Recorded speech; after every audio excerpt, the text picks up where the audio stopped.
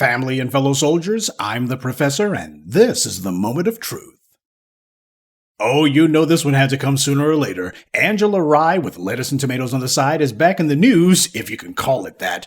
But apparently she's trying to see if she can get herself some instant internet clout. Now, apparently she's got a podcast these days. I hadn't heard of it, and I'll bet you hadn't either. It's called Native Land Pod. Rolls off the tongue, don't it? With a title like that, it sure sounds like somebody is desperately hoping that some white cable station or streaming service will pick it up. Oh, and she's doing this side show with friends. Her podcast has got Andrew Big Bussy Gillum and Tiffany Cross on it, too. Well, that's got must-see viewing written all over it. Remember when CNN was rumored to be making a show that was supposed to star Angela Rye, Bakari Sellers, Andrew Gillum, and April Ryan? But it never got past the rumor stage? Well, it seems Angela's trying to do it on her own to create this show for herself, and it's going about as well as you would expect. Now, the reason I chose to make this the subject of this morning's briefing is because Angela Rye is now claiming that 3 years ago, back when she and Chris Cuomo were still on CNN, she claims Cuomo sent her an Instagram screenshot of herself in a sequin bikini along with the message, "Happy New Year, tinsel crotch."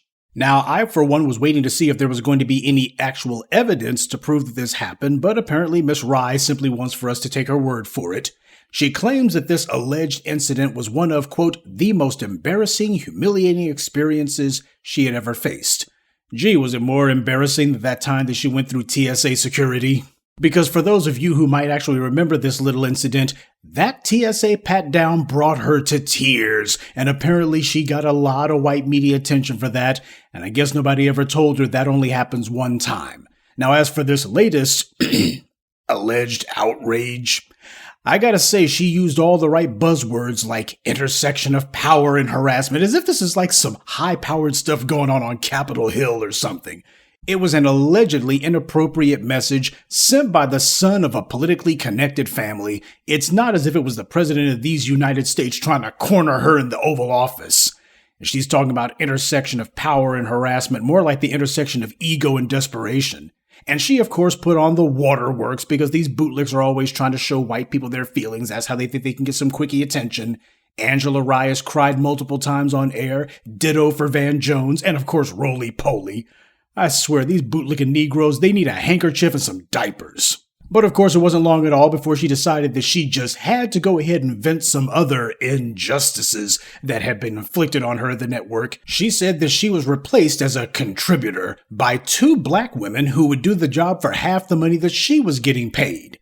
Well, I have to wonder what the heck she was contributing to begin with, but the fact that she would make that admission, that does tell us 2 things. First of all, no matter how much the white media pretends to like these bootlicks, they don't. They're always ready and willing to replace them at a moment's notice, and they usually do. She wasn't headlining any shows, and unlike people like Mika the Bigot Brzezinski, she's not plugged in at the network. So what did she think was going to happen? Of course she was going to get traded in. That's what they always do. They had no real reason to keep her around. Secondly, these bootlicks, they get paid to be on these cable networks. Notice that's the problem? She's not talking about what it was that these 2 replacements said, any viewpoints that were no longer being heard. She was talking about the money, because that's what they're in it for. They've all got the white media's hand up their backsides like puppets, and they just spout whatever it is they know that the white media wants to hear. So when they refuse to speak up for black people, and they give the standard white media-approved lines about black, brown, this or that, and black people's political priorities are transgender bathrooms and abortion and voting rights, that's the reason why. They're paid operatives doing their master's bidding. And you can see how salty they get whenever Massa kicks them to the curb. Now, one of the things that Angela Rye had said during her little podcast diatribe was that she never expected to be harassed when she posted her bikini photo from New Year's Day 2021. And it's very interesting that she would say that. I came across the picture in question that she was chattering about, though it was a little bit difficult to find because Angela Rye posts a lot of pictures of herself wearing bikinis, and I mean a lot. I mean, is this woman trying to be a commentator or a sports model? And what is it with these 40-plus women who make it a point to run around half naked all the time? That seems to be the in vogue thing for them to do these days. The older they get, the more desperate they become to try to show everyone that they still got it. From Gabrielle Union to Halle Berry, of course, you got all of these middle-aged women trying to compete with 20-something thoughts. But then again, doesn't that make them middle-aged thoughts? What exactly are they trying to prove, and to whom? I'm just asking for a friend. But she said she never expected to be harassed when she's sitting here posting pictures of herself wearing skimpy clothing. She's doing all this advertising, and for what? She clearly wants to be noticed. I can't think of any other women in media who do this, certainly not to the extent that she does. Now again, I don't know if this incident actually happened. We only have her word for it.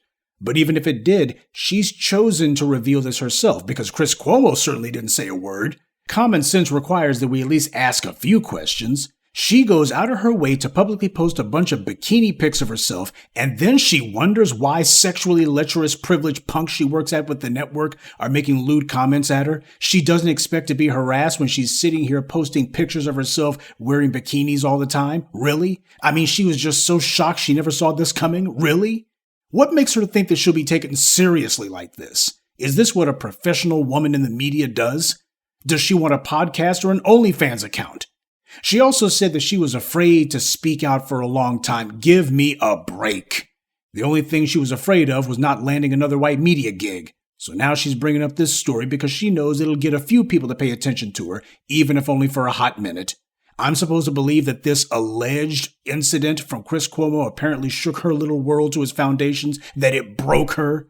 She was just so devastated by this, she was brought to tears. You know, Tamron Hall and Lawrence O'Donnell were a couple for a while, and pics like the kind Angela Rye likes to post are the kind of things that horny white media executives will notice. I'm just saying. This is what fueled the Me Too movement in large part. You had a bunch of mostly 40-somethings and up who were getting edged out for younger broads, and a lot of them were resorting to accusations of sexual harassment to get some lawsuit money or to get their names mentioned in the white media, hoping that would make the phone start ringing again. Now, there's something else that needs to also be said. I want to know where Tarana Burke's at. When black men pointed out her clear black male hatred, she said she only cares about protecting black women and girls. And then she had the nerve to say, why is it my job to go after white men? So Harvey Weinstein menaces Lupita Nyong'o and Burke says nothing. Angela Rye alleges Chris Cuomo sexually harassed her and Burke says nothing. So the only time she cares about protecting black women and girls is if there's a black man she can go after. If the perpetrators are not a black man, then far as Burke's concerned, sisters, you're on your own. This is who and what the white media tries to present to us as the black intellectual class, the black commentariat, the people who are the best and brightest of black America, the talented 10th, the smartest Negroes in the room. And this is what they do, acting like a bunch of brats with no adult supervision. I bring up this case only to highlight that this is how the people the white media presents to us as being so informed wind up. They're nothing and nobody to aspire to. They're all clout chasing. A lot of them are hoping to catch the eye of some rich or influential white media figure and then climb the ladder that way. This is just them playing the game.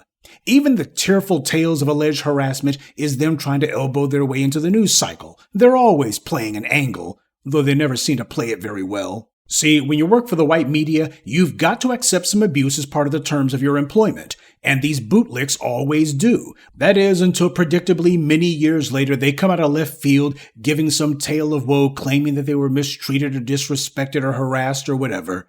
And they always do it years later because what they usually do is they wait to see if they can get themselves another gig. And then they wait some more and wait some more. And when that doesn't materialize, then all of a sudden, oh, you won't believe how they were treating me. And then they think that if they make some sort of public accusation like this, that black people are going to come running to the rescue, cape in hand, to stand with them. Well, I recommend that Angela Rye go ask her feminist pals and white liberal buddies to stick up for her. See if there's any fellow immigrants who will demonstrate on her behalf. She can start by asking Tarana Burke to come out of the woodwork. But my personal favorite part of her little diatribe was when she tried to infer that Chris Cuomo, or perhaps some other people at the network, were trying to silence her. Now, she never says it explicitly, but she dances all around it. Quote, so no, Chris, I won't be a guest on your program now or later. Thank you for the platform. It was not worth all of the mental and emotional turmoil, and I thank God that I'm clear about the fact that you can't take away a voice you never created, you or the network executives who enabled you.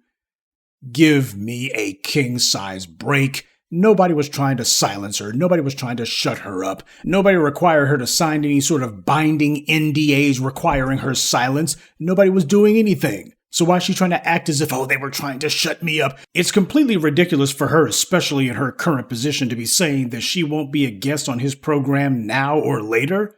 I don't recall Chris Cuomo inviting her on his show. I don't recall anyone doing that, so she's sitting here turning down an invitation that nobody's even made. As if Chris Cuomo or anyone else is banging on her door saying, you gotta be on Chris Cuomo's show, he has to have you back. Nobody wants her back. So why is she talking like this? Because I guess this is how she soothes her bruised ego. This is the kind of ridiculous make-believe that these bootlicks have to engage in. The kind of made-up fantasizing about things that haven't happened and aren't going to. She's taking one allegedly inappropriate message, and the truth of the matter is there's only one word on there that actually was a real problem for her, and she's trying to explode that into, they're trying to silence me, they're trying to destroy me. Well, I hope she gets a few more subscribers for her podcast out of this, and I also hope that Chris Cuomo invites her on his show on whatever network he's on these days. I forget which one it is. Because we all know no matter what Angela Rye claims, if Chris Cuomo said, why don't you go ahead and come on show, come on show, go ahead, come on show, you can do it, she would take him up on that in a heartbeat. And then she would claim that she was confronting him and she had to show courage. He didn't think that I would have the courage to face him. That's what the line would be then. Don't kid yourself. No matter what Angela Rye claims, if Chris Cuomo invited her on his show, she would show up. Probably in her bikini, too. Good day, and be one. I'd like to take a moment to mention some of our contributors. Brandon Cherry, Naomi Hafiz, Keiko Intigoku, Josh Heath, and Mark Jefferson. Salute to them and thank you to everyone for listening, liking, and sharing this message. Black empowerment only exists because of you.